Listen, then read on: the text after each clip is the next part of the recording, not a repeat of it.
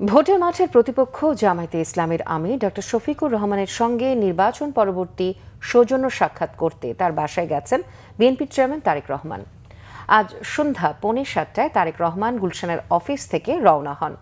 7টার কিছু পরে বসুন্ধরা আবাসিক এলাকার ব্লক ইতে শফিকুর রহমানের বাসায় পৌঁছেন তারেক রহমান।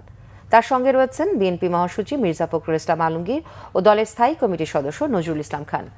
জামায়াত আমিরের সঙ্গে রয়েছেন দলটির নায়েবে আমির ডক্টর সৈয়দ আবদুল্লাহ মোহাম্মদ তাহের ও সহকারী সেক্রেটারি জেনারেল এহসানুল মাহবুব জুবায়ের।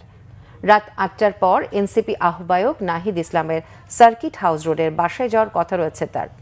বিএনপির পক্ষ থেকে জানানো হয়েছে এই সাক্ষাৎ মূলত ইতিবাচক রাজনীতির অংশ। গত বৃহস্পতিবার 12 ফেব্রুয়ারি অনুষ্ঠিত ত্রয়োদশ জাতীয় সংসদ নির্বাচনে 297 আসনের ফলাফলে দেখা গেছে বিএনপি এককভাবে 209টি আসনে জয়লাভ করে একক সংখ্যাগরিষ্ঠতা অর্জন করেছে। জোটের শরিকদের আরও 3টি আসন মিলিয়ে বিএনপি জোটের বর্তমান আসন সংখ্যা 212।